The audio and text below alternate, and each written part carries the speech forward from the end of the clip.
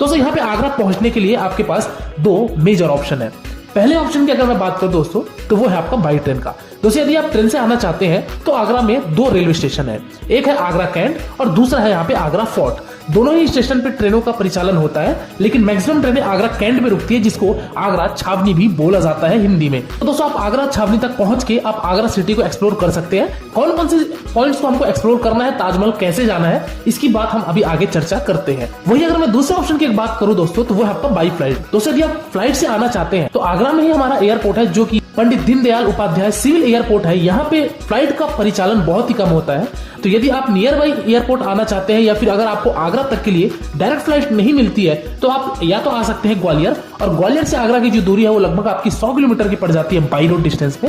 तो आप वहां से आके आप आगरा पहुंच सकते हैं। वही दूसरा बड़ा एयरपोर्ट है वो है आपका इंदिरा गांधी इंटरनेशनल एयरपोर्ट दिल्ली। दिल्ली से भी दोस्तों आप यमुना एक्सप्रेस वे से आकर 180 किलोमीटर की दूरी तय करके आप आगरा पहुंच सकते हैं। चलिए दोस्तों अब बात करते हैं कि हम आगरा पहुंच चुके हैं और अब हमको आगरा में कहाँ स्टे लेना चाहिए, होटल के हमको क्या बंदोबस्त है, और इससे भी पहले ये जानेंगे कि आगरा में हमको कितने दिन की ट्रिप बनानी चाहिए।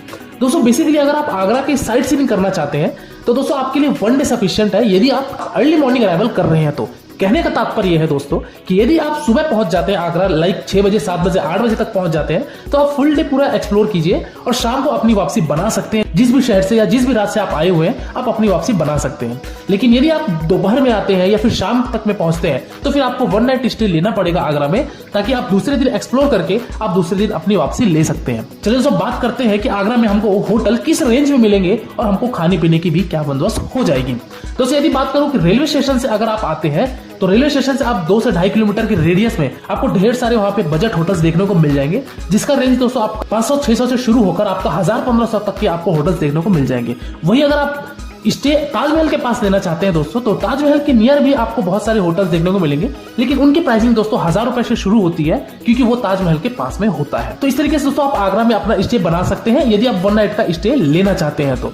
चलिए दोस्तों इसी के साथ ही साथ बात करते हैं कि हमको खाने पीने की क्या बंदोबस्त है। तो दोस्तों आप जिस भी होटल में रुक रहे हैं उसके इर्द गिर्द आपको बहुत सारे रेस्टोरेंट्स देखने को मिल जाएंगे, तो वहां जाके आप अपना भोजन ग्रहण कर सकते हैं। खाने पीने की अगर बात करूं दोस्तों तो आप मान के चलिए कि 100 रुपए से 150 रुपए में आपको भरपेट वेज थाली खाने को मिल जाएगा। तो इस तरीके से आप अपने खाने की भी बंदोबस्त कर सकते हैं। चलिए दोस्तों अगली बात करते हैं कि अब हमको आगरा में कौन कौन से प्लेसेस पे घूमना है। तो आगरा का सबसे फेमस खूबसूरत सा स्थान यानी कि ताजमहल की बात करते हैं। दोस्तों रेलवे स्टेशन से जो ताजमहल की दूरी है वो लगभग आपकी 7 से 8 किलोमीटर की पड़ जाती है, और ये 7 से 8 किलोमीटर की दूरी तय करने के लिए आपको आगरा रेलवे स्टेशन के बाहर से ऑटो मिलेंगे। उस ऑटो का आप हायर करके 80 से 100 रुपए देके आप वहां पे पहुंच सकते हैं ताजमहल, और ताजमहल को आप एक्सप्लोर कर लेंगे। हालांकि वीडियो के आगे में मैं आपको ये भी बताऊंगा कि आगरा के साइट सीइंग को करने के लिए आपका साधन क्या होगा, किस तरीके से आप घूमेंगे और खर्चा कितना लगेगा, वो भी मैं आपको बताऊंगा। चलिए दोस्तों वापस अपने हम मुद्दे पे आते हैं। हम यहाँ पे ताजमहल पहुंच गए। ताजमहल में हमको पार्किंग एरिया पे हमारा ड्राइवर छोड़ेगा या ऑटो वाला छोड़ेगा। दोस्तों पार्किंग एरिया से ताजमहल की जो टिकट काउंटर है वहां आपको सबसे पहले जाना है, जिसके लिए आपको थोड़ा सा 5 से 7 मिनट पैदल चलना पड़ेगा, क्योंकि पार्किंग एरिया को काफी दूर बनाया गया है ताजमहल के प्रांगण से। तो दोस्तों 5 से 7 मिनट की वॉकिंग डिस्टेंस करके सबसे पहले पहुंचेंगे आप टिकट काउंटर पे।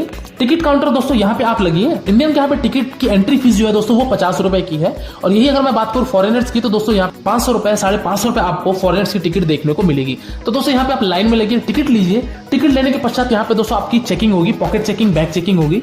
मेटल डिटेक्टर से गुजारा जाएगा जहां पे आपकी पूरी चेकअप होगी और बैग की भी आपकी चेकिंग होगी। किसी भी तरीके का दोस्तों आप बड़े इलेक्ट्रॉनिक गैजेट्स लेके नहीं जा सकते हैं आप ताजमहल के अंदर पे, तो उस चीज का आप जरूर ध्यान रखिएगा। अदरवाइज वहां पे क्लॉक रूम बने हुए हैं, लॉकर बने हुए हैं, तो आप लॉकर में भी रख सकते हैं अपने सामान, और वापसी आते समय आप अपने वो कीमती सामान ले जा सकते हैं। चलिए दोस्तों हम बात करते हैं कि हमने टिकट चेक करा के हम ताजमहल के मेन प्रांगण में पहुंचते हैं। यहाँ पे पहुंचते साथ ही दोस्तों आपको पहले एक सेकेंडरी गेट देखने को मिलेगा, जो कि बहुत बड़ा सा ये आपको गेट देखने को मिलेगा। पहले तो यहाँ से आपको ताजमहल नजर नहीं आएगा, लेकिन जैसे ही आप इस गेट से अंदर प्रवेश करते हैं तब आपको यहाँ से मुख्य द्वार मिलेगा, और इसी मुख्य द्वार पे अगर आप गाइड हायर करना चाहते हैं तो आप यहाँ से गाइड भी हायर कर सकते हैं, जिसका कॉस्ट 200 रुपए होता है, और वो आपको पूरे ताजमहल का मकबरे की पूरी जानकारी देगा, और आपको 200 रुपए में वो पूरा विजिट करवा देगा ताजमहल के जो भी A से लेकर Z तक इन्फॉर्मेशन होती है। तो बट यदि आप पूरे नेचर को एक्सप्लोर करने आए हैं, ताजमहल को देखने आए हैं, उसकी खूबसूरती को देखने आए हैं, तो फिर आपको गाइड लेने की आवश्यकता नहीं है। तो दोस्तों यहाँ पे आप पहुंचेंगे और यहाँ से देखेंगे इस खूबसूरत से हमारे संगमरमर की ये ताजमहल काफी ज्यादा आपको लुभावित करेगी। तो मुख्य तौर से दोस्तों जैसे ही आप थोड़ा सा और आगे बढ़ते हैं यानी कि ताजमहल की तरफ बढ़ते हैं, तब आपको वहां पे एक और एंट्री टिकट देखने को मिलेगी, जहां पे आपको 200 रुपए की एंट्री टिकट कटवा के और जूतों पे शू कवर डाल के आपको मकबरे के पास जाने को मिलेगा। कहने का मतलब यह है दोस्तों कि यदि आप ताजमहल के अंदर मकबरे में जाके दूर से विजिट करना चाहते हैं तो फिर आपको वहां पे 200 रुपए की और एंट्री टिकट कटानी पड़ेगी, जिसका टिकट काउंटर वहीं पे बना हुआ है और वहां पे आप पे करके टिकट लेके आप वो भी जा सकते हैं। अदरवाइज आप चाहें तो अगर ताजमहल के इर्द गिर्द घूमना चाहते हैं, ताजमहल के कैंपस में घूमना चाहते हैं, तो फिर आपको ये 200 रुपए की टिकट कटाने की आवश्यकता नहीं है और आप ताजमहल के इर्द गिर्द भी घूम सकते हैं। तो दोस्तों ये रहा खूबसूरत सा ये संगमरमर का ताजमहल, बहुत ही ज्यादा शानदार व्यू देखने को मिलेगा। ताजमहल के ठीक पीछे दोस्तों आपको यहाँ पे बहती हुई यमुना नदी, पीछे यहाँ पे मेहताब बाग और सामने में हमारा ताजमहल, ये काफी ज्यादा अच्छा एक्सपीरियंस आपके लिए होगा। तो दोस्तों इस तरीके से आप ताजमहल में विजिट कीजिए। ताजमहल में दोस्तों घूमने के लिए आपको कम से कम 1.5 से 2 घंटे लग जाते हैं, क्योंकि काफी बड़ा प्रांगण है।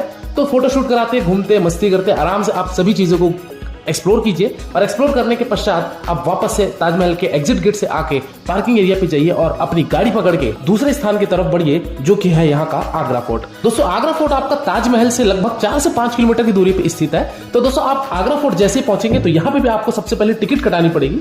टिकट का कॉस्ट दोस्तों यहाँ पे 40 रुपए होता है पर पर्सन। वही अगर फॉरेनर्स की बात की जाए तो दोस्तों 400 रुपीज होता है पर पर्सन और इस आगरा फोर्ट में आप विजिट करेंगे।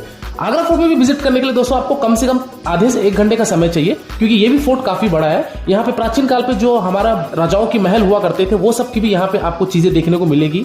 तो आप आगरा फोर्ट में आके सभी चीजों को एक्सप्लोर कीजिए, आराम से घूमिए। तो आगरा फोर्ट में भी आप कुछ समय रहिए, बिताइए, फोटोशूट कराइए और ये सब चीजें घूमने के पश्चात वापस आप पार्किंग एरिया पे आइए। पार्किंग एरिया पे दोस्तों अपनी गाड़ी पकड़िए और गाड़ी पकड़ के आप प्रस्थान कीजिए अपने अगले साइड सीन की तरफ, जो कि है आपका एतमत दौला। दोस्तों एतमत दौला को हालांकि मिनी ताजमहल बोला जाता था, क्योंकि जब ताजमहल का निर्माण नहीं हुआ था तो इसी को ताजमहल बोला जाता था, इसलिए इसका नाम आज के डेट में मिनी ताजमहल रखा गया है, जिसको बीबी ताज के नाम से भी जाना जाता है और ऑफिशियल नेम इसका एतमत दौला नाम रखा गया है। तो दोस्तों यहाँ पे भी आइए। यहाँ पे आते साथ ही दोस्तों आपको सबसे पहले 30 रुपए की एंट्री टिकट कटानी पड़ेगी। वही अगर बात की जाए फॉरेनर्स के लिए तो दोस्तों 260 रुपए आपका एक व्यक्ति का होगा और ये टिकट लेने के पश्चात आप इस एतमत दौला में भी विजिट कीजिए। काफी शानदार व्यू यहाँ से भी आपको देखने को मिलेगा, क्योंकि इसका जो बैक साइड है यहाँ से आपको यमुना नदी देखने को मिलेगी।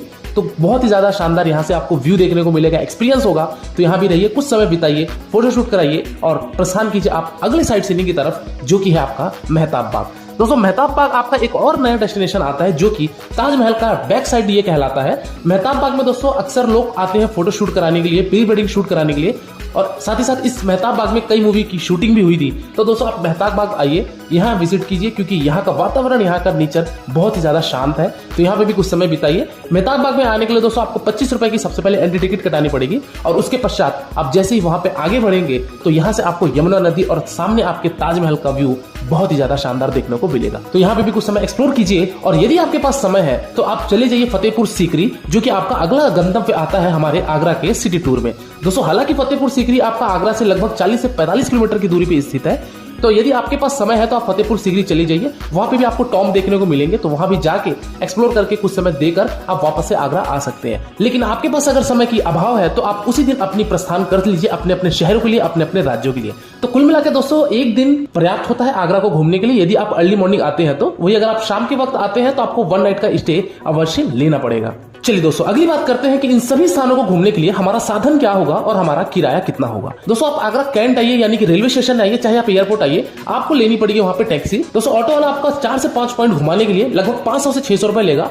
रेट तो वो ज्यादा कहेंगे, लेकिन आपको थोड़ी बार्गेनिंग करके आपको रेट 500 से 600 तक लाना है और वो 500 से 600 रुपए में ये सभी स्थानों को घुमा के आपको वापस से रेलवे स्टेशन पे ड्रॉप कर देंगे। वही अगर आप कार लेके घूमना चाहते हैं तो फिर दोस्तों कार वाले का चार्ज लगभग 1000 से 1200-1500 रुपए तक जाएगा और आप कार से भी इन सभी चीजों का एक्सप्लोर कर लेंगे। तो दोस्तों ये था कि हमको किस तरीके से घूमना है और हमको कैसे घूमना है। चलिए दोस्तों अंतिम और लास्ट बात करते हैं कि इस आगरा यात्रा को करने के लिए हमको एक व्यक्ति का कुल खर्चा कितना लग जाएगा। तो दोस्तों यदि मैं बात करूं कि यदि आप 1 नाइट का स्टे नहीं लेते हैं, यानी कि सेम डे आकर सेम डे विजिट करके आप वापस ले लेते हैं, तो आपका एक व्यक्ति का मैक्सिमम टू मैक्सिमम 800 से 1000 रुपए खर्चा आएगा।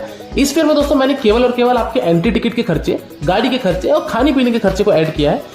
इस फेयर में मैंने किसी भी तरीके का आपके ट्रेन की टिकट, फ्लाइट की टिकट को ऐड नहीं किया है। साथ ही साथ दोस्तों यहाँ पे जो आगरा का पेठा जो फेमस है, इसकी भी मैंने कॉस्ट यहाँ पे ऐड नहीं की है, जो कि आप विजिट कर सकते हैं, जो कि आगरा में आपका मीना बाजार के नाम से जाना जाता है। तो दोस्तों यदि आप कुछ शॉपिंग करना चाहते हैं, पेठा लेना चाहते हैं, तो आप मीना बाजार में भी जाके ये चीजों को एक्सप्लोर कर सकते हैं। तो दोस्तों ये रहा आगरा